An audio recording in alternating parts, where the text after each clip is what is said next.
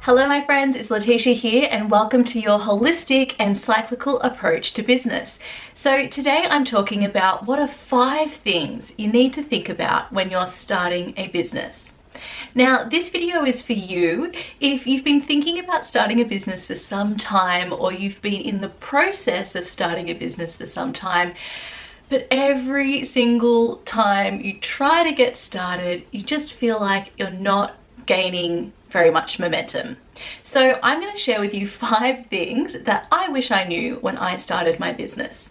And these tips are going to help you get into inspired action to start that beautiful business that is calling your soul. Okay, so the first tip is that to start a business, we just have to start. So I don't know if you're like me, but I feel or have struggled with throughout all of my different careers, wanting to perfect things in my mind before I actually got started. And unfortunately, when it comes to anything in life, just like with a business, we can't perfect it using our mind. We can only get better and better and better at it, and also more aligned with what business we want to create by being in action, by doing things, by actually running a business, by, and I'm going to use the F word, failing. You've got to fail and allow yourself to fail over and over and over again without attachment, without judging yourself for failing, but instead moving forward with curiosity, thinking I'm going to give this a try because I feel inspired at this present moment to try it in this way. And then I'm going to do that, and until I get any other information, which is maybe a sense of knowing, maybe it feels unaligned, not aligned anymore, maybe suddenly you get an idea about something else to do and you think, yes, that's the way to go. Until you have that information, you go with the information that is available to you right now.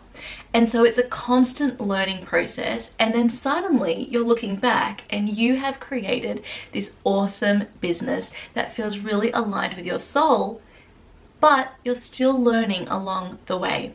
So that's my first step. It's just to get started. You don't need to have all the details worked out. You just need to start. So then the next question and my next tip is, well, what if you don't know what kind of business you want to have? How do I just get started then? The answer is to simply start talking about the things that you're interested in.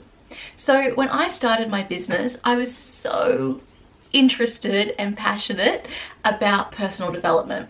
I had learned how to use my mind. I'd learned the power of appreciation and gratitude.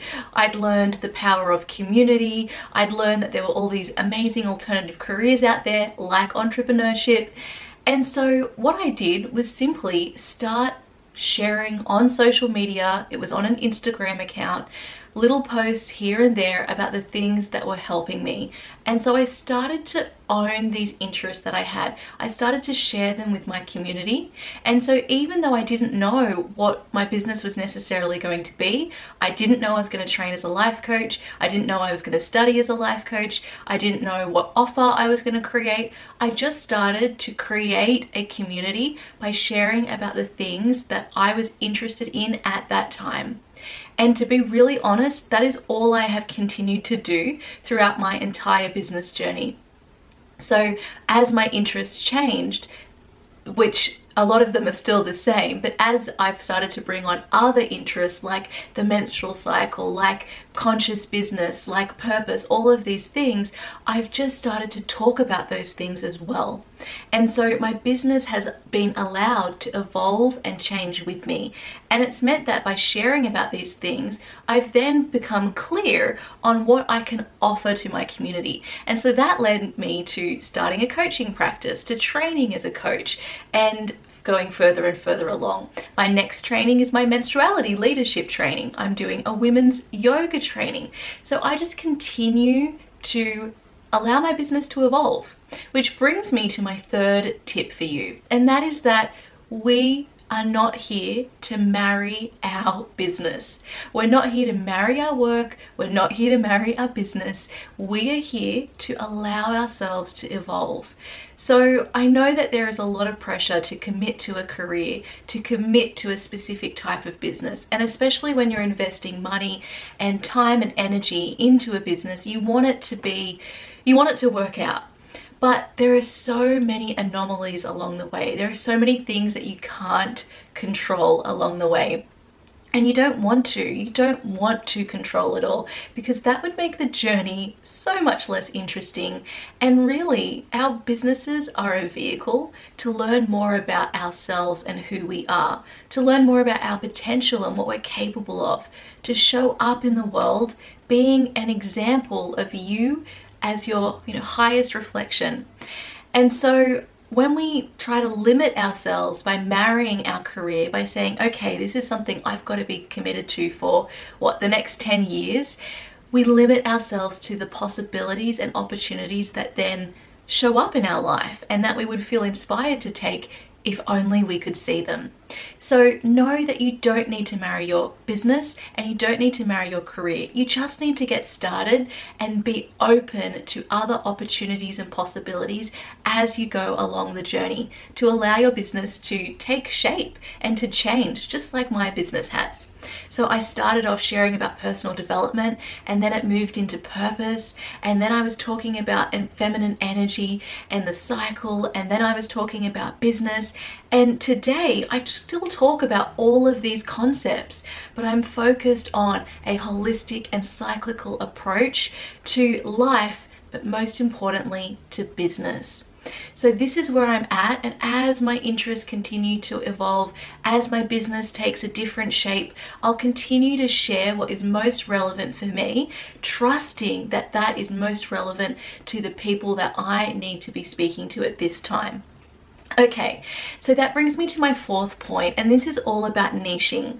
So one thing that really I struggled with a lot at the start of my business journey, and something that I feel like I've gotten a lot of freedom and clarity on along my business journey, is that you do not need to know what or who your niche is. So a lot of different business advice tells you to get really specific about a specific person that you're speaking to. So down to what interests they have, down to what Facebook groups they're in, down to what they're doing with their friends, and so creating an avatar or a client profile. And while this can be really helpful, when you're starting in business, you don't necessarily know who that person is. So if you have a clear idea and you're like, hey, Leticia, I got this, go for it, do that. But for a lot of people and a lot of my clients, what I see is that this actually stops them from getting started. And this definitely stopped me from moving forward in the way that I wanted to, because I thought, oh, I've got to get this perfect. So I take a different approach to niching. I simply say to start sharing about what you're interested in, and to think about the people that you love connecting with, the people that light you up. And that is the best thing to do and to be thinking of with all of the content you're sharing, with the offers that you're creating, to be it's so simple. Just to speak about what you are interested in, and to think about or have in mind the people that you love to be around. And that is the best thing to do when you start in your business. So this brings me to my fifth point, and it is simply that you just need to start. To start today, not tomorrow. Don't leave it till next month. Just start sharing something today. And as I said, just start sharing a post on social media about what you're interested in. And before you know it, you will have a business up and running. So there you go, my friend. I cannot wait to see the beautiful business that you're creating. And if you'd love help getting started with your business, I have a step-by-step program called Create Your Beautiful Biz, where I take you through all of the practical things to set up your business, as well as all of the beautiful, more ethereal things that you need to make sure you're creating a business that's super aligned for you as the beautiful person and individual that you are. Mwah. Bye everyone.